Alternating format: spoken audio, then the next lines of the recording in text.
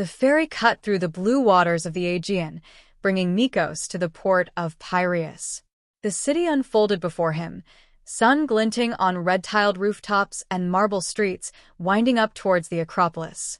The scent of sea and olive trees mingled in the warm air, carrying both promise and unease. Nikos carried a small satchel and a secret he had yet to confess. His eyes scanned the bustling harbor, children running between stalls, fishermen calling their prices, and sailors unloading crates of olives and fresh fish. Eleni, the daughter of a local fisherman, moved through the crowd. Her hair was windswept, her eyes alert.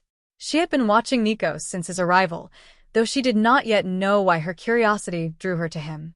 The old district of Plaka, with its narrow alleys and steep steps, was alive with whispers of history and mystery.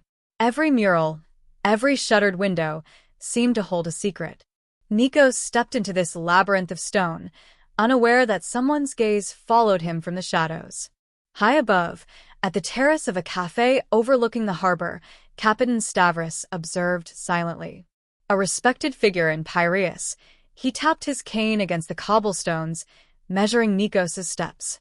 The city held its breath as night fell over the Acropolis, and the first threads of the story began to weave. Nikos turned into a narrow alley in Plaka, shadows stretching across the cobblestones. The air was cool and smelled faintly of the sea. From the darkness, a figure emerged, cloaked and hooded. "You should not be here," the stranger said quietly, his voice low and urgent. "Athens watches new arrivals closely." Nikos held his ground. "And who are you to warn me?"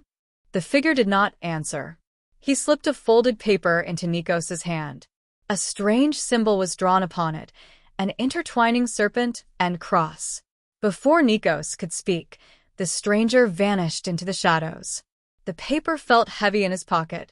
Whatever it meant, he now carried the first thread of a mystery he could not ignore. The next morning, the agora bustled with life. Traders shouted prices, baskets of olives and fresh bread lined the stalls, and the aroma of grilled seafood filled the air. Eleni weaved through the crowd, keeping her eyes on Nikos from a distance.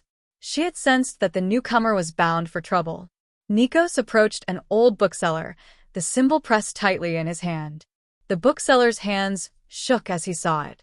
"Do not speak of this here," he whispered. "That mark belongs to the circle. They see everything." Eleni gasped softly and quickly moved away. The circle, everyone in Athens feared them, though no one spoke their name aloud. Night fell, and Nikos roamed the streets of Plaka. Lanterns flickered, casting long shadows. Eleni appeared silently, her presence both a comfort and a warning. "You are being watched," she said softly. "The circle does not forgive curiosity." "Why do you care?" Nikos asked. Her voice was firm. "Because once I ignored a warning, and I lost everything." Footsteps echoed suddenly. They ducked into a deserted chapel. Its walls were cracked, candles long gone, but within the silence, Nikos felt the first stirrings of courage. The following day, Nikos was invited to Captain Stavros's quarters above the harbor. Maps and ropes lined the walls, compasses glinting under lantern light. "You have brought trouble with you," Stavros said. "Athens itself has shifted since you arrived." Nikos laid the symbol on the table. "What is this?" Stavros's eyes darkened. "It is the mark of the circle.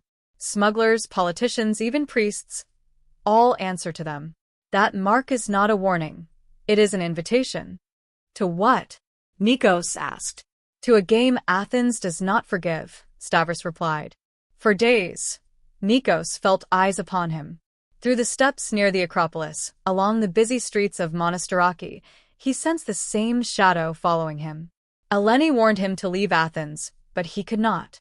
The city had its grip on him, and so did the mystery. One night, the shadow grew closer. Nikos turned and glimpsed a scarred face beneath a hood. Before he could react, a second paper appeared in his pocket, this one bearing a date and a place. On the appointed day, Nikos climbed the stone steps of the old port in Piraeus. Torches flickered in the dim evening light. Figures in dark cloaks formed a circle around a small iron-bound chest. Nikos slipped into the shadows, but a voice cut through the murmurs. The stranger has come. All heads turned. Nikos's presence was now known, and the first true danger approached. The circle's leader stepped forward, bronze mask glinting in torchlight. You carry the mark. You belong to us now. I never asked for this, Nikos said, heart racing. Choice is an illusion, the leader replied. He cut his palm and let blood drip onto the chest. Swear, or disappear like the others. Eleni, hidden in the shadows, whispered urgently. Do not accept. They will never let you go. Nikos clenched his fists, caught between fear and defiance. That night, the port erupted into chaos. Boats clattered against the docks, ropes snapped, and shouts filled the air. Nikos and Eleni ran through narrow streets, pursued by the circle's followers. The city itself seemed alive, resisting the sinister grip of the society. At the far edge of the port, Stavros's ship waited, ready to depart. But the circle's leader blocked their path, dagger in hand, bronze mask reflecting the dim torchlight. On the pier, amidst the shadows and flickering lights, Nikos faced the leader. The dagger gleamed, poised to strike. With one swift motion, Nikos tore the mask from the leader's face. Gasps rose from the followers. Beneath the bronze mask was a man Athens had trusted, woven into its history. The revelation shook the circle. The city for a moment held its breath. Nikos and Eleni stood at the edge of the port, the true battle for Athens only just beginning.